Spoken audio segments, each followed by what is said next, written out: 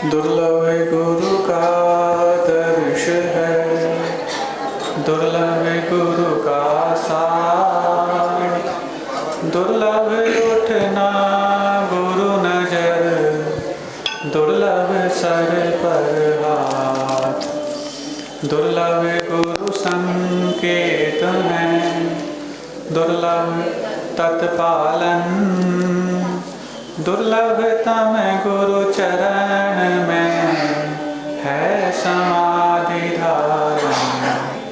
बोले देवाधिदेव एक हजार राशि मुनिसुरतनाथ भगवान की। परम पूज्य आचार्य परमेष्ठी गुरुदेव श्री विद्यासागर जी महामुनिराज की।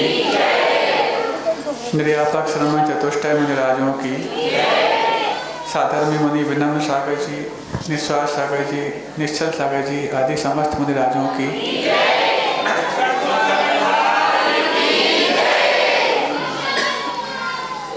थोड़ा सा अपना आज पुण्य कम पड़ गया है ना। हाँ, कोई बात नहीं, अपन आज पुण्य बढ़ाएंगे और आगे जब भी महाराज होंगे अपन सुनने का प्रयास करेंगे। कहाँ होंगे पता नहीं। हाँ,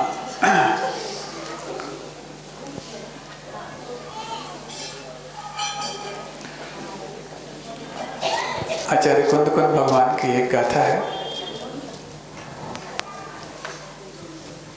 कदम चले कदम चिट्ठे, कदम आसे कदम सहे, कदम भुंजे च भासे च, कदम पापम न बचते। कि किस प्रकार चलें और किस प्रकार चेष्टा करें, कैसे हम बैठें, कैसे हम सोएं, साथ में कैसे हम भोजन करें और कैसे हम भजन करें या बोलें, जिससे कि पाप का बंध न हो पावे।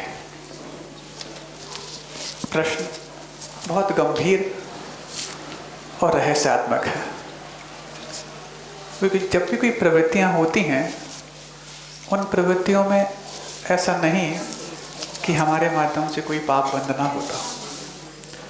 यदि उसमें श्रावक जीवन शैली भूली हुई है तो प्रवृत्ति मात्र में हिंसा होती है, और हिंसा जहां होती है वहां पर पाप बंध भी होता है। अभी जब दोनों होते रहते हैं तो फिर अब लोक व्यवहार हो या जीवन का यापन हो, फिर ऐसे में हम ये नहीं समझ सकते और ये भी नहीं कह सकते कि हमारा पाप बंध रुकेगा कैसे। जब उस शिष्य की तरफ से इस प्रकार का प्रश्न किया गया तो कुंदकिन देव बहुत अच्छा और सार्थक उत्तर और बहुत उसी सरल भाषा में दे देते हैं। जदम चरे जदम चिट्ठे, जदम आसे जदम सये, जदम भुज्ये च भासे च, एवं पापम न बंधते।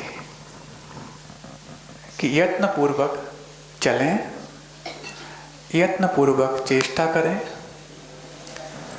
यत्न पूर्वक ही बैठें और यत्न पूर्वक ही सोएं, यत्न पूर्वक ही भोजन करें और यत्न पूर्वक ही भाषण करें। तो क्या होगा इससे? एवं पापम न बचते। इस प्रकार यदि आप करोगे तो पाप बंध नहीं होगा। सिर्फ बात कदम की जगह जदम कर दिया। कदम मतलब कैसे, और जदम यानी कि यत्न पूर्वक। जो प्रश्न था उसका इतना सा उत्तर देकर के उस शिष्य को बहुत बड़ा संतोष प्रदान कर दिया। अब प्रश्न तो गहराई वाला है और प्रश्न रहस्यपूर्ण भी है, और उत्तर भी उतनी ही गहरा और उतना ही रहस्यपूर्ण है। लेकिन समझे कैसे कि यत्न होता क्या है। पाप बंध नहीं होगा प्रवृत्ति में, यत्न पूर्वक करेंगे और अच्छी बात तो मिल गई, लेकिन यत्न पूर्वक करेंगे तो पाप बंद नहीं होगा। तो यत्न कहते किसको हैं? क्या हम बोलते वक्त यत्न नहीं करते? क्या हम खाते वक्त यत्न नहीं करते? यत्न मतलब प्रयत्न जिसको बोला जाता है, प्रयास कहो यत्न कहो एक ही बात है। लेकिन इस यत्न का अर्थ यहाँ पर यही नहीं है जो हमने अपनी धारणा में बना रखा है। इस यत्न का अर्थ वो है जो पाप और पाप बंद और पाप की निर्जरा और पाप से मुक्त इन सब में भेद क्रिएट कर देता है। कैसे? यत्न पूर्वक चले। कैसे चले? जैसे साधु चलते हैं। साधु कैसे चलते हैं? वो भी तो वैसे ही चलते हैं, एक पैर आगे रखते हैं एक पैर पीछे रखते हैं, और हम भी ऐसे ही चलते हैं। लेकिन नहीं, बात करते हुए चल रहे हैं अथवा मौन होके चल रहे हैं, ये सब तो बात की चीजें हैं। लेकिन 4 हाथ जमीन देख के नीचे चल रहे हैं, इरियापद समिति का पालन कर रहे हैं, ये महत्वपूर्ण है। तो चलना आपका भी हो रहा, चलना साधुओं का भी हो रहा, लेकिन आप चलते वक्त पाप बंद कर रहे हैं, आप सोते वक्त भी पाप बंद कर रहे हैं, आप भोजन करते वक्त भी पाप बंद कर रहे हैं, आप बोलते वक्त भी पाप बंद कर रहे हैं। और साधु इन सबको करते वक्त भी जैसे यत्न पूर्वक उसमें जुड़ जाता है, कर्मों की निर्जरा करने लग जाता है। कितना आसान उपाय दे दिया, सोचो। ये ग्रंथों में मात्र नहीं है, संतों ने मात्र नहीं कहा, ये तो हमारे लिए अनादिकालीन परंपरा से प्रवाह में प्राप्त हुआ जो कुछ भी दिव्य ज्ञान है, और अनादिकालीन जो हमारा पाप कर्म है, उस दिव्य ज्ञान के द्वारा उस पाप कर्म को धोया जा सकता है। समझ में तो इतना आ गया, और कुछ और खोल दो इसको। हाँ, यत्न पूर्वक चलें। हो सकता है ये विषय पूरा आज ना हो पाए, गाथा तो बहुत छोटी है, लेकिन इसकी व्याख्याएं समझने में चोटी के विद्वानों को भी पसीना आ सकता है। यत्न पूर्वक चलें। चलते वक्त कैसे चलना? सहसा चल देना। अक्सर होता है जब मोड़ टर्निंग पॉइंट आते हैं तो वहां पर जाकर के अच्छे अच्छे संभलने वाले भी आपस में भिड़ जाते हैं, तो वहां पर गति धीमी करना। अक्सर वाहन चलाते वक्त जितना हम अलर्ट रहते हैं उतना हम पैदल चलते वक्त शायद नहीं रह पाते। क्यों? वाहन चलाते वक्त सुरक्षा की ज़्यादा हमें जिम्मेवारी होती है, और पैदल चलते वक्त हमें ये रहता है कि कितना ज़्यादा नुकसान होगा, ज़्यादा से ज़्यादा टांग टूटेगी, हाथ पैर टूटेंगे।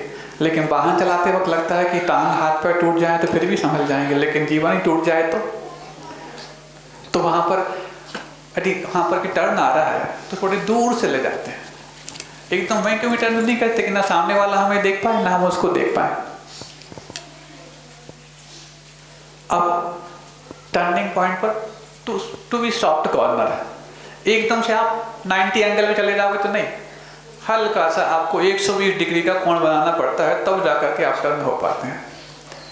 जीवन में भी जब हम चल रहे होते हैं एकदम से टर्न करते हैं तो बहुत असहजता महसूस होती है, लेकिन क्रम क्रम से प्रयास पूर्वक जब हमारे जीवन आगे बढ़ता जाता है तो थोड़ा सा कोण बड़ा भले ही हो लेकिन सहज हो जाता है और लक्ष्य तक पहुंचने के लिए कारण बन जाता है।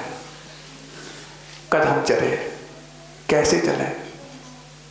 एकदम से ऐसे देख के चलते हैं तो भी ठीक नहीं, ऐसे देख के चलते हैं जमीन दिखती ही नहीं, जमीन में उनके पैर पड़ते ही नहीं। होता है कई बार जब किसी चीज़ का अहम हमारे अंदर आ जाता है तो नीचे देखने की जरूरत महसूस नहीं होती, लेकिन ये भूल जाते हैं कि नीचे देखने की जरूरत जब महसूस नहीं करते तो कई बार वो नीचे पड़े हुए कोई भी चीज़ हमारे लिए ना ऊपर ना नीचे ना बीच में कहीं देखने लायक नहीं छोड़ते। बहुत गहरी बातें हैं छोटी छोटी सी बातों में, और बहुत बड़े बड़े बिंदुओं को निकाल करके हम समझ सकते हैं, क्योंकि ये सूत्र हैं पूर्वाचार्यों के द्वारा गुफाओं में रह करके और उपवास और बड़े बड़े तपस्याओं को करके इन शब्दों का जो निर्माण किया है, ये शब्द नहीं अनुभव के वो वाक्य हैं जिनको साथ में जी करके हम आगे जा करके अपने कर्म बंधन की परंपरा को समूल नष्ट कर सकते हैं। कैसे चले? अब 4 हाथ देख के चल रहे हैं, और 4 हाथ देखने के बाद भी आपका उद्देश्य गंदगी को बचाना है कि जिंदगी को बचाना है? जिंदगी को बचाने का जो उद्देश्य बन जाएगा तो गंदगी अपने आप बच जाएगी, लेकिन मात्र गंदगी को बचाने का उद्देश्य है तो जिंदगी बच भी सकती है और टूट भी सकती है। जब देख लिया ये मोहल्ला गंदा है तो सबकी दृष्टि नीचे हो जाती है, और जब देख लिया कि बढ़िया 4 लेन है, कितने लोगों की दृष्टि नीचे हो पाती है। ऐसे ही हमारे जीवन में जब कुछ आसपास बिखरी हुई गंदगियां होती हैं तो उस वक्त तो फिर भी हम अलर्ट होते हैं, लेकिन ये भूल जाते हैं ये संसार ही गंदगी से भरा है। थोड़ी सी अनुकूलता आई, हम उतने ही लापरवाह बेपरवाह हो जाते हैं जितने कि जब प्रतिकूलताओं के पहले हमने अपना जीवन शैली बनाई थी। कोरोना काल के पहले इतने लापरवाह थे, कोरोना काल के समय कितने सजग हो गए थे। लगता नहीं था कि इन व्यक्तियों के जीवन में अब जर्नलिज्म कभी खत्म होगा या समाप्त होगा।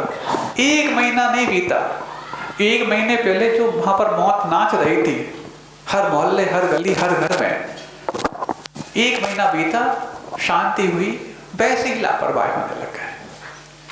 कदम चले, आचार्य कहते हैं जदम चले, यत्न पूर्वक चलो। और फिर आगे क्या, चलना मात्र है तो अब एकदम से हाथ चिपका के चलोगे, ठंडी में होता है हाथ इतने नहीं घूमते, और जब थोड़ी सी गर्मी आती है मौसम की हो चाहे मिजाज की, फिर देखो हाथ कितने घूमते हैं, आसपास वाला चल नहीं पाता। तो ऐसे ही होता है हमारे जीवन में कि हम उस मौसम की गर्मी हो चाहे मिजाज की गर्मी हो तो हाथ फैला के चलने लग जाते हैं, और थोड़ी सी ठंडक आती है तो समझ जाते हैं भैया अपने आपे में रहो, सिकुड़ के चलो, दूसरों को भी चलना आता है। कदम चले, जदम चले। इसके पश्चात फिर क्या, कदम चिट्ठे। चलना तो ठीक है, चेष्टा कैसे की जाए? हालांकि चलना भी एक चेष्टा होती है, लेकिन इस चलने की चेष्टा में और चेष्टा करने में चलना अंतर होता है। कैसे चेष्टा की जाए? कई प्रकार की चेष्टाएं होती हैं, चाहे हमारे लोग व्यवहार में जो भी हम व्यवहार करते हैं, प्रवृत्तियां करते हैं, वो भी चेष्टात्मक होती हैं, और अन्य चीजें भी होती हैं। घर गृहस्थी के कामों में देख लो, किस चीज को उठा रहे हैं, धर रहे हैं, आदि आदि। कई बार जब कोई बड़ी दुर्घटना घट जाती है तब जाके मन में भाव आते हैं कि गुरु महाराज के पास जाके प्रायश्चित ले लिया जाए, लेकिन छोटी मोटी आरंभ सारंभ की दुर्घटनाएं घटाते वक्त हम ये नहीं मानते कि हमसे हिंसा का इतना बड़ा तांडव प्रतिदिन हो रहा होता है। एक साथ बहुत सारी चींटियां मर गई तो मन में भाव आ जाता था कि यार इतनी सारी चींटी मर गई, आज तो हमें प्रायश्चित लेना चाहिए, आज तो हमें एक आसन कर लेना चाहिए, आज तो रस परित्याग कर लेना चाहिए। लेकिन अलग अलग बिखरी हुई जगहों पर हमसे कितने जीव हिंसा को प्राप्त हो रहे हैं, कभी प्रयास करते हैं? क्या हमारा कोमल हृदय कभी इस प्रकार की संवेदना ला पाता है कि किसी जीव को जीवन समाप्त करने के पश्चात हमारे अंदर पश्चाताप के आंसू बह पाए? नहीं हो पाता। गृहस्थ जीवन में वो समीचीनता आ ही नहीं पाती, और हम ये माने रहते हैं कि नहीं महाराज क्या करें, आरंभ भी हिंसा का त्याग तो नहीं कर सकते। बिल्कुल, गृहस्थ आरंभ भी हिंसा का त्याग नहीं कर सकता, लेकिन आरंभ भी हिंसा का बोझ कम तो कर सकता है।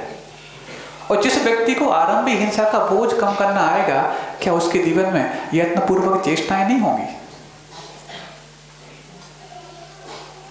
नल चालू कर दिया, अक्सर देखते हैं, वहीं पर देखते हैं जहाँ पर शीतल धाम में हम लोग जहाँ रहते हैं, वो पीछे एक नल लगा रहता है। अक्सर देखा वो इतना सा मात्र उसको किसी को कुल्ला करना है, इतनी बड़ी नली में इतने पोंटी धार से पानी फैलता है, और फैलने के पश्चात अब वो कुल्ला करता रहेगा, ब्रश करता रहेगा, कब तक, जब तक उसके मुंह में वो है फेन बना हुआ है। ब्रश करने के पश्चात अब उसमें कम से कम 10-20 बाल्टी पानी फैल गया। ये एक जगह घटना विशेष नहीं है, ये आपके घरों में चलने वाली सारी घटनाएं। 1-2 कुल्ला आपको करने हैं और 10-20 बाल्टी पानी फैला दिया। आपको पता होना चाहिए कि इसके माध्यम से हमारे जीवन में कितना बड़ा पाप हो रहा है। चलो कम से कम ये गाथा तो चलती रहेगी, कहीं चलेगी, आप सुनते रहना, लेकिन इस संबंधी एक घटना हमें याद आ गई। अचानक चीख निकलती है। जब चीख निकलती है तो कुछ असहजता घट गया है, ये पक्का है। क्या हो गया? लगता है बहुत बड़ा अपराध हो गया हो या इसके साथ बहुत बड़ी दुर्घटना घट गई हो। नहीं, अब नहीं हो सकता। क्या नहीं हो सकता? अब सहन नहीं हो सकता। क्या हो गया? नहीं, इतना बड़ा अपराध मुझसे हो गया कि इसका यदि मैं अपराध बोध करके और पश्चाताप और प्रायश्चित न ले लूं तो मैं अब जीवन में आगे बढ़ नहीं सकता। मेरी चेष्टाएं आगे नहीं हो सकती। क्या हो गया ऐसा? नहीं, अब तो कोई प्रायश्चित देखिए मुझे शुद्ध कर सकता है। हुआ क्या बताओ तो सही। पहले ये बताओ, कोई मुझे प्रायश्चित दे पाएगा? हाँ, पास के उद्यान में एक मुनि महाराज आए हुए हैं, वहां जाके अपनी सब बातें कह देना, वो आपको प्रायश्चित दे देंगे और पवित्र कर देंगे। लेकिन हुआ क्या है? किसी दूसरे व्यक्ति की गलती के बारे में यदि पता लग जाए तो जिसको प्रायश्चित देना है वहां तक पहुंचने के पहले उस व्यक्ति से वो व्यक्ति ज्यादा पश्चाताप कराने की कोशिश करवाते हैं, जिनको ना प्रायश्चित से मतलब ना किसी और उसके शुद्धिकरण से मतलब। इसने गलती कौन सी कर दी ये देखने से मतलब है। और फिर गलती पता लगा ली, हम तुमसे कह रहे हैं, तुम किसी से कहना नहीं। हर व्यक्ति से यही कहते कहते उसका पूरा जीवन निकल जाता। हम तुमसे कह रहे हैं, किसी से कहना नहीं। वो सब यही कह रहे हैं कि हमसे मिला था, हमसे कहा था, तुम किसी से कहना नहीं। हो गया। अब फिर उसके बाद हाँ गया है प्रायश्चित लेने वो। फिर उसके बाद लेकर आया, क्यों क्या मिला प्रायश्चित? अब देखो, जैसे प्रायश्चित इनको करना हो, वो जो दंड मिला है उनका इनको भोगना हो। नहीं, तुम्हें क्या मिला? तुम्हें इस प्रायश्चित के माध्यम से कितना कष्ट होगा, कितना दुख होगा, ये जानने की जो अंदर इच्छा होती है। हम ये भूल जाते हैं कि जानने में मैं जो अपना कर्म बंद कर रहा हूँ उसमें जब फल आएगा तो मेरे जीवन में कितने कष्ट के उपाय सामने आने लग जाएंगे। ठीक है, ऐसे उससे हो गया। गुरु महाराज के पास चलो। गया, जैसी जाता है, भगवान सुनते हैं आप तो दीन दयाल हैं, कृपा निधान है, पतित पावन है और जीवन में उत्थान ही एकमात्र आपका लक्ष्य है। स्वयं का भी और पर का आपके पास में एक बहुत बड़ी अपेक्षा लेकर आया हूं। क्या बात है, मुझसे बहुत बड़ा अपराध हो गया। हाँ, आपका चेहरा और आपकी भीगी हुई आंखें बता रही हैं कि अपराध हुआ है। और मुझसे मात्र अपराध नहीं हुआ है, आपको ही मैं एकमात्र अपने अपराध को शुद्ध करने लायक पाता हूँ और आपके पास बहुत बड़ी एक उपकार की भावना लेकर आया हूँ और आप मेरे लिए ये उपकार अवश्य करेंगे, ऐसा मुझे विश्वास है। क्या हुआ? आज मैं सुबह सुबह, यूं तो मैं रोज करता था ये कार्य, लेकिन जैसे ही वो करने गया बहुत बड़ी असावधानी हो गई। क्या असावधानी हो गई? जैसे ही मैंने सुबह नित्य क्रियाओं के लिए नित्य क्रियाओं से निवृत्त हुआ, फिर उसके पश्चात भोजन इत्यादि के लिए तैयार हुआ, क्या देखता हूँ, अब चाहे वो महिला हो चाहे पुरुष, कोई भी हो सकता है, यहाँ तो जीव की बात चल रही है, लेकिन घटना सत्य है। अपने भोजन पानी इत्यादि के लिए शुरुआत में क्या करते हो आप लोग? पानी छानते हो। जो जिनके घर में भोजन बनता हो उनके यहाँ की बात चल रही है। जहाँ बाजार से आता है स्विगी और जोमेटो की, उनकी बात नहीं चल रही है। तो बस पानी जैसे छान रहा था, प्रतिदिन छानता था और जीवानी करता था, और जीवानी करने के पश्चात वो जीवानी का जो जल है पुनः उसी स्रोत में जाकर के जहाँ से पानी लाया गया है व्यवस्थित करता था। कुएं के पानी की बात चल रही है। तो क्या हुआ? रोज व्यवस्थित करता था, क्योंकि मुझे मालूम है एक बूंद पानी में 36,450 नहीं असंख्यात जीव होते हैं। ये तो आज के कैप्टन सरोज ने बता दिया कि एक बूंद पानी में 36,450 जीव होते हैं और मानने लग गए। ये भी 10-20 साल पुरानी बात है, और उसके पहले और कम बताए गए होंगे। आज तो विज्ञान भी मानने लग गया लाखों जीव होते हैं, लेकिन हमारे यहाँ अनादिकाल से कहा एक बूंद पानी में असंख्यात जीव होते हैं। तो क्या हुआ? जीवानी कर रहा था, कपड़े को व्यवस्थित किया और वापस जीवानी को डाल रहा था। इतने में क्या हुआ, पूरी की पूरी जीवानी धुल गई। जब एक बूंद पानी में असंख्यात जीव होते हैं तो इतनी सारे जीवानी का जो पानी था उसमें तो कई सारी बूंदें थी, लाखों बूंदें होंगी। ऐसे लाखों असंख्यात जीव मेरी असावधानी का मृत्यु को प्राप्त हो गए। दहल गया मैं तो, अंदर से मैं कांप गया, कितना बड़ा अपराध हो गया। जीवन भर अभ्यास करने का मेरा जो एक तरह से सामर्थ्य था, आज एक असावधानी ने उस सामर्थ्य पर पानी फेर दिया और पूरा का पूरा पानी वहां धुल गया। तो फिर प्रायश्चित दे दो भगवान। पहले तो कुछ नहीं बोला महाराज ने। नहीं, आप बोलो। आप यदि नहीं बोलेंगे तो मैं जीवन में कुछ देखने सुनने बोलने लायक नहीं बच पाऊंगा। इतनी अंदर से ग्लानि हो रही है, आप मुझे शुद्ध कर दो। जितना कठोर से कठोर दंड दे सकते हो उतना कठोर दंड दे देना, लेकिन मेरे लिए इस अपराध से मुक्त करा देना। आपके मन में कभी ऐसे भाव आते हैं? कितना पानी ढोलते हो, छना अनछना भगवान जाने क्या करते रहते हो। कर पाओगे जी? प्रायश्चित लेने की भावना लेकर आए हो, प्रायश्चित कर पाओगे? नहीं कर पाया तो मैं जी नहीं पाऊंगा।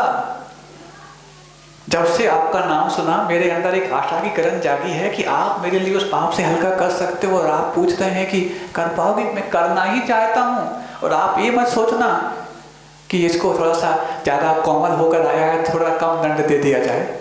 नहीं, आप तो कठोर से कठोर दंड देना। गुरु महाराज कहते हैं प्रायश्चित ना कठोर होता न कोमल होता, वो तो जैसा होना चाहिए वैसा उचित होता है। हाँ, मैं तो ये जानता हूँ, आप जल्दी बता दो मैं करूँ, लेकिन बताने से पहले मैं सोच रहा हूँ कैसे कर पाओगे। तो नहीं, मैं करूँगा, आप तो बता दो। सोच लो, सोच करके ही आया हूँ, बता दो आप। तो सुनो। ऐसे सुना तो हाथ जोड़ के बैठ गया, आंखों में एक आशा के आंसू हैं। 84,000 मुनि महाराजों को आहार दान देना। सुन रहे हो आप लोग? एक बार की जीवानी ढुलने का प्रायश्चित 84,000 मुनि महाराजों को आहार दान देना। ये तो उसकी बात चल रही जो जीवन भर पानी छानता था, व्यवस्थित जीवानी करता था। एक बार की लापरवाही हुई तो इतना बड़ा प्रायश्चित मिला। तो पानी छानते ही नहीं है, इतना सारा पानी जिसमें असंख्यातों जीव हमारे प्रमाद के कारण, लापरवाही के कारण, शौक के कारण और रौद्र ध्यान के कारण मृत्यु को प्राप्त हो जाते हैं। उनका प्रायश्चित कब किस जीवन में कर पाओगे, सोचो आप लोग। सुन करके संतुष्ट हुआ लेकिन चिंतित भी हो गया। भगवान क्या हो गया? नहीं, आपने बिल्कुल उचित प्रायश्चित दिया है, मेरा अपराध ही इस श्रेणी का था, लेकिन कम से कम भगवान कुछ ऐसा तो बता दो जो मैं पूरे जीवन में पूरा तो कर सकूं। मैं 84,000 मुनि महाराजों को आहार दान तो बहुत दूर की बात है, इस पूरे जीवन में उनके दर्शन भी कर पाया तो अपने आप को अहोभाग्य मानूंगा। यहाँ पर तो आहार दान की बात आ रही है। मुझे लगता नहीं कि आसपास मेरे जहाँ तक जाने की संभावनाएं हैं वहाँ पर इतने मुनिराज होंगे भी। इसी के समकक्ष कुछ दूसरा प्रायश्चित दे दो, हो इतना ही, ताकि मैं अपने जीवन में उसको पूरा करके अपने आप को हल्का तो बना सकूं। सुन लो, एक बार की जीवानी ढुलने का प्रायश्चित, उसमें इतना बड़ा गहरा और संगीन संवाद चल रहा है। बात तो ठीक कही। गुरु महाराज सोचते हैं इसके अंदर प्रायश्चित तो करने की भावना तो है, ये शॉर्टकट नहीं निकालना। आप लोग जैसे नहीं, पहली बात तो प्रायश्चित का मन नहीं बन पाता, मन बन जाता है महाराज जी वो ऐसा होगा तो प्रायश्चित के लेने के लिए अंदर पश्चाताप के आंसू तो हों, आंसू नहीं हो तो वैसी संवेदना तो हो। खुश होके आ रहे महाराज जी को हो गया था, अभी नहीं बाद में। गुरु महाराज के पास भी जाओ तो हाँ बाद में इतने बार गए वहां जाकर पूछा, कभी देते नहीं, बात कह देते हैं और सबको खूब समय देते हैं। वो प्रायश्चित देना चाहते हैं लेकिन आप लेना नहीं चाहते, इसलिए वो नहीं देते। नहीं हम तो लेने गए थे। हाँ, लेने गए थे, कोई सब्जी मंडी में सब्जी खरीदने नहीं गए थे, आप प्रायश्चित लेने गए थे। तो जैसे सब्जी मंडी में ले जाते वक्त आपको पहले यहाँ पर से नोट निकाल करके देना पड़ता है, तब जाकर के वहाँ से कुछ सब्जी मिल पाती है। और यदि गुरु महाराज के पास प्रायश्चित लेने जाओ तो अपनी खोट निकाल के देना पड़ता है, तब जाके प्रायश्चित मिल पाता है।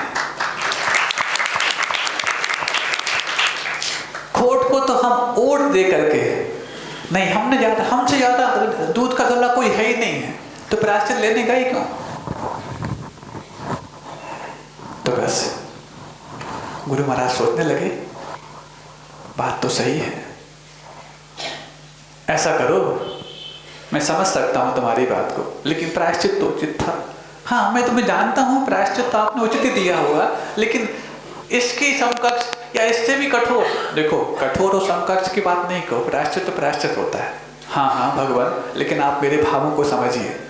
हाँ तो ऐसा करो, सुनो जी, प्रतिदिन एक दंपति को, दंपति समझते ना, पति पत्नी को दंपति बोला जाता है, प्रतिदिन एक दंपति को लेकर आना, अपने घर पर प्रीतिपूर्वक आतिथ्य ग्रहण करना और भोजन कराना।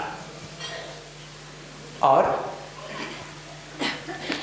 तुम्हारा ऐसे करते करते एक बता दिया कि जब ऐसा हो जाए तो तुम्हारा प्रायश्चित पूरा हो जाएगा। एक ही व्यक्ति को नहीं कराना रोज, आज इसको, कल दूसरे को, परसों तीसरे को, ऐसे करते करते करते जाना। और जब तुम्हारा ऐसा हो जाए तो समझ लेना तुम्हारा प्रायश्चित पूरा हो गया। कैसा हो जाए वो गुरु और शिष्य के बीच की बात है, अभी हम जल्दी नहीं बताएंगे उसको। ये तो कर लोगे ना? हाँ ये तो मैं कर लूंगा, प्रतिदिन एक को लाऊंगा, देखते हैं कब तक मेरा प्रायश्चित पूरा होता है। लेकिन प्रीतिपूर्वक कराना, आतिथ्य मान के कराना, अतिथि देवो भव, कल भी बात आई थी ना, ये आतिथ्य इतना बड़ा अपने आप में एक संस्कार है, जिस संस्कार को जो व्यक्ति अपने जीवन में लाता है उसके अंदर कषायों का मंद होना अवश्यम भावी होता है। क्यों? हम अपने परिवार के प्रति जो कर रहे हैं इसका ये समझ, मतलब नहीं समझना कि हम उनसे प्रेम रास्ता दे रहे हैं, तुम्हारी कषाएं कम पड़ी हुई हैं, कमजोर पड़ी हुई हैं, नहीं, ये तो कषायों को बढ़ाने का प्रेम वात्सल है। क्योंकि इसमें राग जो है वो राग पूर्वक जो आपके अपने कर्तव्य किए जा रहे हैं, राग तो अपने आप में कषाय रूप ही है। क्योंकि क्रोध और मान ये द्वेषात्मक होता है, माया और लोभ ये रागात्मक होते हैं। तो अति राग से हम अपने घर वालों के लिए सब कुछ कर रहे हैं, वात्सल्य दे रहे हैं। वात्सल्य का मतलब हमारे अंदर का मान कम हो रहा है, मान अलग टाइप का बढ़ रहा है, एक टाइप का कम हो रहा है। एक दिन बताया था हमने, एक कषाय को कम करते वक्त दूसरी नई कषाय भी अपना काम शुरू कर देती है। कहीं कोई मेरे मान से परिचित ना हो जाए, इसलिए हम देखो मान तो कम कर ले रहे, लेकिन ये क्या हुआ, ये मायाचारी हो गई। मतलब आपने एक कषाय को कम करने की ढोंग रची और मायाचारी को बढ़ा दी। ऐसी बहुत सारी कषाएं हमारे जीवन में होकर के भी हम पकड़ में नहीं ला पाते कि किस कषाय को हम बंद कर रहे हैं और कौन सी कषाय हमारे लिए तंग कर रही है। तो बस हुआ ऐसा, ठीक है हम प्रतिदिन लाएंगे, एक एक दंपति को प्रीतिपूर्वक कराएंगे। अतिथि संविभाग सिर्फ मात्र साधुओं का होता है, बिल्कुल सही बात। व्रत के रूप में तो यही होता है, 3 प्रकार के जो पात्र होते हैं, उत्तम पात्र मुनि महाराज, मध्यम पात्र आर्यिकाएं इलक छुल्लक आदि, और जघन्य पात्र आपके देशव्रती या आपके साधर्मी ब्रह्मचारी इत्यादि, सम्यक दृष्टि जिनको बोला जाता है। ये 3 प्रकार के पात्र हैं, इनके लिए अपने भोजन पानी उपकरण इत्यादि में से बंटवारा करके देना, पहले और को कराना फिर स्वयं करना, इसका नाम अतिथि संविभाग व्रत है। ये व्रती लोग तो पालन करते हैं, लेकिन व्रतियों के लिए व्रत के रूप में है, लेकिन सामान्य व्यक्तियों के लिए आतिथ्य व्रत के रूप में है। क्या हमारे जो भी हैं, प्रभावना का मतलब ये नहीं होता कि जो सम्यक दृष्टि है उसको हम और सम्यक दृष्टि बनाए, उसको क्या बनाओगे। जो जिसको मार्ग नहीं मिला है उसको भी हमारे किसी प्रयासों के द्वारा मार्ग मिल पाए, वो भी सन्मार्ग से जुड़ पाए, इसका नाम प्रभावना है। जैन कॉलोनी में जाकर के और बड़े बड़े फ्लैक्स लगा दिए, आचार्य श्री की, ये सब कुछ बहुत प्रभावना हो गई। क्या हो गया, क्या कर दिया आपने? फ्लैक्स लगाने का नाम प्रभावना नहीं है, अंदर से उसको सन्मार्ग रिफ्लेक्स हो पाए, इसका नाम प्रभावना है। तो किसको, जो इसको मार्ग नहीं मिला उसको मार्ग मिल जाए, जिसके लिए अहिंसा का सौभाग्य प्राप्त नहीं हो उसको अहिंसा मिल जाए, जिसके लिए 5 जो धर्म होते हैं वो नहीं मिल पाए उसको लग जाए, इसका नाम प्रभावना है। लेकिन हम उन लोगों के बीच प्रभावना नहीं करना चाहते जिनको मार्ग नहीं मिला, जिनको मार्ग पहले से मिल चुका है उन्हीं को बार बार देख करके प्रभावित करना चाहते, इसका नाम प्रभावना नहीं। बात आगे बीच में तुम्हें कर दूं, जो तो धर्म से जुड़े हुए हैं, सच्चे देव गुरु शास्त्र से जुड़े हुए हैं, उनके लिए प्रोत्साहन मिलता रहे कोई बड़ी बात नहीं। लेकिन जिनको आज नहीं मिला मार्ग, किसी थोड़े से प्रोत्साहन के माध्यम से उनको मार्ग मिल रहा है, यदि उनको दिया जाता है तो वो जो पहले से जुड़े हुए हैं उनको तो सौभाग्य मानना चाहिए कि कम से कम कैसे भी सही धर्म की प्रभावना तो हो रही है। आप तो व्रती हैं, आप तो सौभाग्यशाली हैं, आप तो कहना चाहिए मार्ग से पहले लग चुके हैं, आपको सब कुछ आता है। लेकिन नया व्यक्ति जिसको कुछ नहीं आता है उसको प्रोत्साहन कैसे भी मिल सकता है, कभी मुस्कान दे करके मिल सकता है, कभी आशीर्वाद दे के मिल सकता है, कभी परगान दे के मिल सकता है, कभी आहार मिलकर मिल सकता है। नहीं, देखो हम इतने दिन से करते जा रहे थे, वो सोचे थे कि हमारी कॉलोनी में आएंगे, हमारे मोहल्ले में आएंगे तो हमें तो पहले मिलेगा, और वो कभी नहीं आया, आज तक नहीं आया, 2-4 दिन से आना जाना शुरू किया, उसको जाके पहले मिल गया। अरे आप तो पहले से आ गए थे, आपको क्या प्रभावित करना। प्रभावित तो उसको किया जाएगा जिसको कभी प्रभाव पड़ा नहीं, किसी बहाने बड़ी चीज दे दी जाए और उसका से मार्ग खुल जाए, इसका नाम प्रभावना। और ये मत समझना उसको यदि जोड़ दिया तो प्रभावना हो गई। जिस व्यक्ति, आप यदि सम्यक दृष्टि अपने आप को मानते हो, नहीं मानते तो बनाना चाहते हो, तो सम्यक दर्शन के ये 8 अंग हैं: निशंकित, निकांचिक, निर्विचिकित्सा, अमूढ़ दृष्टि, उपगोहन, स्थितिकरण, वात्सल्य और प्रभावना। ये प्रत्येक सम्यक दृष्टि के अंग होने चाहिए। यदि वो सम्यक दृष्टि है, अपने आप को मानता है, तो प्रभावना का मतलब हम प्रभावित करें किसी को, इसका नाम प्रभावना नहीं।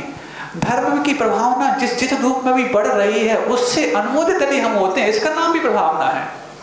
जिसको मार्ग नहीं मिला था, जिसको किसी प्रकार से व्यसनों में पड़ा हुआ था, उसको जोड़ करके मार्ग मिल गया, यदि आप उसकी अनुमोदना कर रहे हैं तो आप अपने प्रभावना गुण को भी पुष्ट कर रहे हैं। भले किसी निमित्त से प्रभावित हो रहा हो, चाहे वो आचार्य गुरुकुल विद्यासागर जी महाराज के माध्यम से प्रभावित हो रहा हो, चाहे 10 महाराजों के माध्यम से प्रभावित हो रहा हो, या किसी ब्रह्मचारी के माध्यम से प्रभावित हो रहा हो तो रहा है। उसमें यदि आपके अंदर से अनुशंसा हो रही है, अनुमोदना हो रही है, तो आप भी अपने प्रभावना गुण को पुष्ट कर रहे हैं।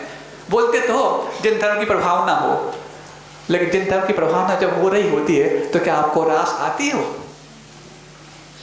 नहीं आती। कई बार प्रभावना हो रही होती है तो हमारे अंदर वो अटक जाती है, उसको मिल गया। देखो पूरा कितनी हम अपेक्षा, हाँ भावना तो होनी चाहिए कि आपको भी लाभ मिले, आपको भी पुरस्कार मिले, लेकिन जिसको कई बार पुरस्कार मिल गया है, कम से कम किसी एक बार किसी ने पहली परीक्षा दी, अच्छे मार्क्स लाए हैं, उसको पुरस्कार पहले मिलना चाहिए। आचार्य समंतभद्र स्वामी ने तो ऐसे ही व्यक्तियों को पुरस्कृत किया। पूजा में प्रसिद्ध किसी सौधर्मेंद्र को नहीं बताया जिसने कई पंचकल्याण बनाए और मनाता जाएगा। एक साथ 170 कर्म भूमियों में जो पंचकल्याण प्रतिष्ठा बनाता है उसका नाम नहीं लाया तो किसका? मेंढक का, जिसने पूजा कर भी नहीं पाई, पूजा करने के भाव लेके निकला था और हाथी के पैर के नीचे आ गया और पूजा में प्रसिद्धि को पा गया। इसका नाम प्रभावना है। आवास दान में किसी मनुष्य को नहीं, बड़े बड़े सेठियों को नहीं, बड़े बड़े जो अनाथालय खुलवाते उनका नाम नहीं आया। किसका आया? सूकर का आया, जो मात्र मुनिराज की रक्षा जो वहां पर बैठे हुए हैं, वहां पर वो सिंह लौटेगा तो कहीं अपनी गुफा में उस मुनिराज को पा करके उन पर धावा ना बोल दे तो मैं रास्ता रोकूंगा। अपनी सामर्थ्य को ना पहचान कर भी सामर्थ्यशाली बन गया। क्यों? उसको अंदर प्रभावना का भय था कि मुझसे प्रभावना ना हो जाए।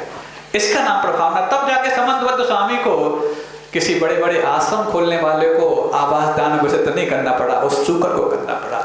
इसलिए मैं कहना चाह रहे हैं, जब वो सूकर भी आवास दान में प्रसिद्धि पा सकता है तो जिनके पास सूकर अच्छा करने का सौभाग्य है, अच्छा करने की सामर्थ्य है, क्या वो आवास दान में अपना योगदान नहीं दे पाएंगे? और इसके बाद इतना ही नहीं, जिनने बड़े बड़े महाव्रत धारण कर लिए, जिन्होंने अपने जीवन में अहिंसा का परचम लहराया, उनको अहिंसा व्रत में प्रसिद्ध नहीं बताया तो किसको?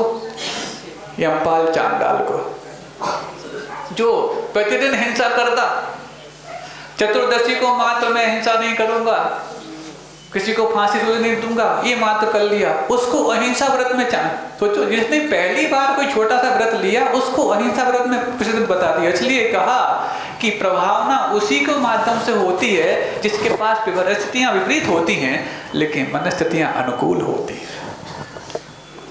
और जिनकी परिस्थितियां और मनस्थितियां दोनों अनुकूल बनी हुई हैं, उनको प्रभावित करके कितना भी आप काम करो, प्रभावना में आपका नाम रहेगा तो सही, लेकिन ऊंचा नहीं होगा। तो जिसको मार्ग नहीं मिला है, जिसको कुछ प्रकार से सानिध्य नहीं मिला है, जिसको माहौल नहीं मिला, उसको माहौल मिल जाए तो आपको अंदर से अनुशंसा होनी चाहिए, अनुमोदना होनी चाहिए। इससे आपका समय दर्शन सुरक्षित हो रहा है, आज से आपकी सोच बदल जाए। ये दुर्लभ तो है, क्योंकि हम कई बार हम बोलते हैं कि जब यहाँ पर आप लोग आते हो तो फिर भी आपका परिचय काम करता हो, लेकिन जब साधु ऐसे निकलते हैं तो वहाँ पर परिचय काम नहीं, आपका पुण्य काम करता है। लेकिन उस समय भी आप अपने पुण्य को गौण करके परिचय की जब ताज रखते हो तो वहाँ पर परिचय कई बार आपके पुण्य को घटाने के लिए कारण बन जाता है। अपने पुण्य की अनुशंसा करो, जिसके यहाँ हो गया उसके यहाँ सोचो। आप जब नेमावर में हम लोग थे यही तो कहते थे, भगवान जैसा माहौल यहाँ पर हो रहा है ऐसे ही हमारे विदिशा में भी प्रतिदिन 10 बजे यही माहौल हो।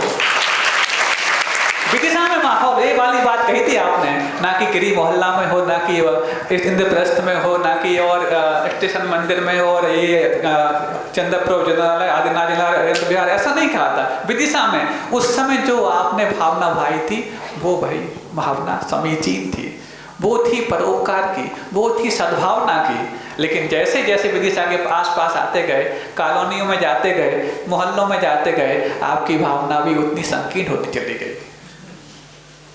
मोहल्ले तक की भावना वाले फिर भी ठीक थी, लेकिन घर की भावना, और घर में आकर के भी कई बार आपको लगता है कि साधु सिर्फ वैसे ही होते हैं जैसे कि वहाँ रास्ते में जब निकलते ना, क्योंकि भिक्षावृत्ति होती साधुओं की भी। तो भिक्षावृत्ति का मतलब एक भिक्षुक भी होते हैं और एक भिक्षुक वो भी होता है जिसको भिखारी आप बोलते हो। लेकिन अक्सर होता क्या है, जब कोई भी आपके सामने पहुंचता है तो क्या बोलते हैं, हाँ चलो बाबा आगे जाओ। हमेशा कोई भिक्षुक आपके सामने मांगने ही आता है ऐसा नहीं। कुछ भिक्षुक ऐसे भी होते हैं जो आपके पास जाकर के आपको कुछ देने भी आए होते हैं, लेकिन हमारी आदत पड़ी रहती है, हाँ बाबा आगे चलो, हाँ बाबा आगे चलो। अरे ये 10 बाबा ऐसे ही आए थे जो आपके विदिशा शीतल धाम में आकर के हमेशा देने आए थे, लेकिन जिसके पास लेने का द्वार खुला हो तभी वो ले पाएगा, नहीं तो हाँ आगे चलो होता रहेगा। तो बस उनके अंदर ये भावना आई। क्या भावना आई? एक दंपत्ति को लाना है, दंपत्ति को लाना है, ठीक है, लाए, भोजन कराया, बहुत अच्छा। प्रतिदिन दूसरा लाए, फिर तीसरा लाए, चौथा लाए, करते करते पूरे गांव में जितने भी दंपत्ति थे, चाहे वो पुराने हों नए हों, आज के गृहस्थ जीवन में प्रवेश करने वाले हों, सबको भोजन करा दिया। अभी वो परिणाम नहीं आया जिस परिणाम को देख करके ये समझा जाए कि हमारा प्रायश्चित पूरा हो गया। और कोई बात नहीं, प्रायश्चित तो पूरा करना है, जब तक जीवन है तब तक प्रायश्चित पूरा करना है। आजू बाजू गांव से लाना प्रारंभ कर दिए। हाँ, आज आपको प्रीति पूर्वक चाहते हैं, अनुनय विनय करते हैं कि आज आपको हमारा आतिथ्य व्रत स्वीकार करना है, निमंत्रण स्वीकार करके हमारे यहाँ भोजन करना है। ऐसा करते करते महीनों निकल गए, वर्षों निकल गए। जब वर्षों निकल गए तो प्रतीक्षा रहती कि मेरा काम पूरा हुआ कि नहीं। अभी नहीं हुआ, अभी नहीं हुआ, क्योंकि गुरु महाराज ने संकेत दे दिए, यदि ऐसा हो जाएगा तो समझ लेना तुम्हारा प्रायश्चित पूरा हो गया। और जब तक ऐसा नहीं होगा तब तक आपको अपना प्रायश्चित करते जाना है। कर रहा है, प्रतिदिन कर रहा है। एक बार की जीवानी ढुली तो प्रायश्चित समझ रहे हो आप लोग। कहाँ तो 84,000 मुनिराजों को आहार दान देने का प्रायश्चित मिला, और जब वो नहीं हो पाया तो प्रतिदिन एक नव दंपत्ति को लेकर आओ और उनको प्रीतिपूर्वक भोजन कराओ, और जब ऐसा हो जाए तो आपका प्रायश्चित पूरा। महाराज जी कैसा हो जाए बता तो दो, बता देंगे, जल्दी क्या पड़ी। चल रहा है, चल रहा है, और करते करते वर्षों निकलते जा रहे हैं। अभी तक वो परिणाम नहीं आया। उसको लग रहा है कि मुझसे कितना बड़ा अपराध हुआ है, मैंने जो कर्म बांधा है उस कर्म को धोने के लिए मेरे कितने प्रयास चल रहे हैं, उसके बावजूद भी वो कर्म धुल नहीं पा रहा। कदम आसे कदम सही कदम चिट्ठे कदम चले, कैसे चेष्टा करनी चाहिए। चेष्टा में एक बार यदि भूल हुई, इस भूल का दुष्परिणाम इतना बड़ा हुआ कि पूरे जीवन भर उस भूल को धोने का प्रयास किया जा रहा है, भूल धुल नहीं रही। ऐसी कितनी भूलों के अंबार हमने लगा रखे हैं। क्या कभी उस जल में हमारे अंदर ये भाव आता है कि इसमें भी वो चेतना है, इसमें वो संवेदना है, इसमें ही वो भाव है जो हम अपने अंदर भाव उबालते रहते हैं। ऐसा क्यों हुआ कि हम भी वो जीव हैं और ये जीव का ही शरीर है, ये शरीर इसमें से जीव निकल भी जाए तो इसको भी हिला के हम देखने का प्रयास करते हैं, इसमें प्राण होंगे, मर भी जाए तो भी सोचते नहीं अभी नहीं, लगा दो वेंटिलेटर पर। लेकिन वो जिसको हम जीवत्व का इतना बड़ा पिंड, एक बूंद में असंख्या जीव होते हैं, उस एक बूंद में असंख्या जीव का वो चेतना का पुंज, उसको देख करके कितनी है करते करते एक किया, ऐसे किया, फेंक दिया। हाथ में जितनी बूंदें लगी रहती हैं, हल्के से करो तो कितनी बूंदें सामने। ऐसे असंख्या जीवों का वो पिंड है। यदि वो प्रासुक जल नहीं है तो, प्रासुक है तो अलग विषय है, लेकिन प्रासुक भी हो गया तो उसका अनर्दंड नहीं होना चाहिए। कई बार आके लोग पूछते, बोले महाराज पानी गर्म हो गया, कर लिया, उसके पश्चात फिर पुनः उसको 24 घंटे की मर्यादा हो गई, अब क्या करें, बच गया तो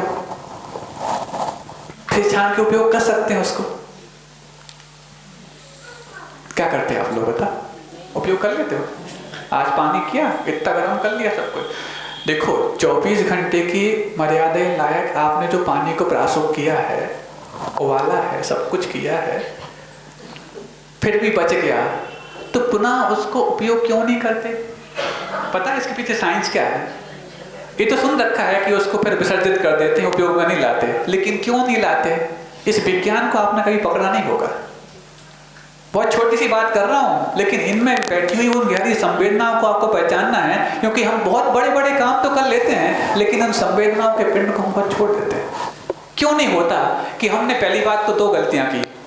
आपको पहले पता लगाना चाहिए था कितना पानी आप उपयोग कर सकते हो, उतना ही छानते, उसकी जीवानी करते, पुनः उस स्रोत तक पहुंचाते जहां पर वो जीवानी पहुंचाई जाती है। आजकल तो स्रोत तक पहुंचाई तो जाती है, लेकिन कैसे कि पहुंचाने में ही वो जीव भी मर जाएं और जो उसके ठोकर से मरने वाले हैं वो जीव भी ना बच पाए।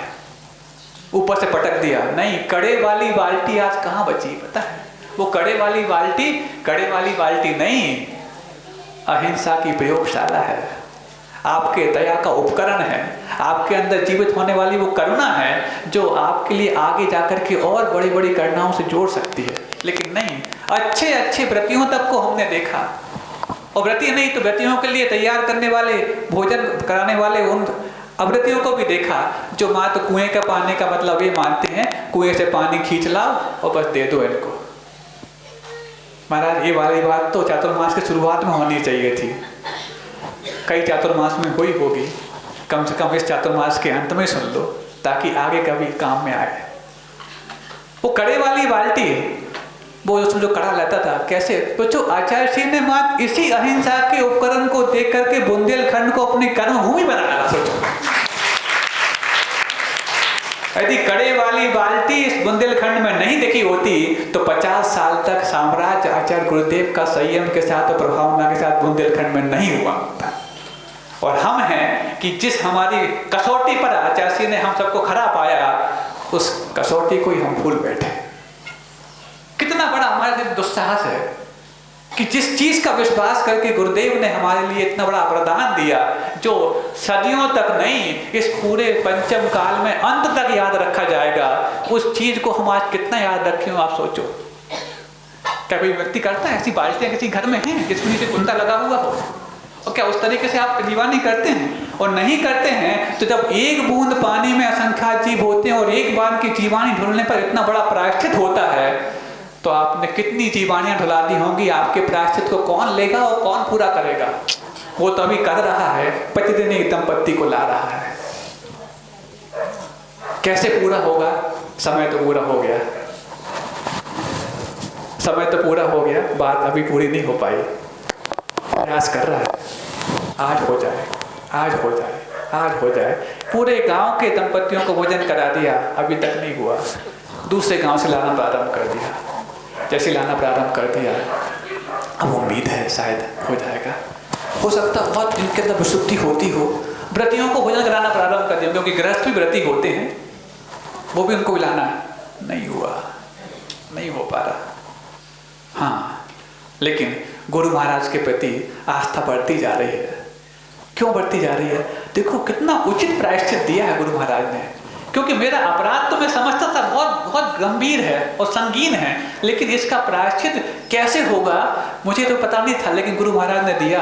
बार बार मेरे लिए जो पश्चाताप करने का अवसर मिल रहा है, ये पति तो है जो मेरे पाप को धो रहा है।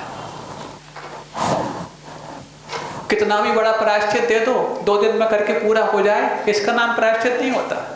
मां एक कायोत्सर्ग करने का भी प्रायश्चित दिया, लेकिन अंदर से आप दग्ध हो रहे हैं, अंतो डज्जमी वाली बात आपके अंदर चल रही है, तब समझना कि आपका प्रायश्चित से सारोकार है।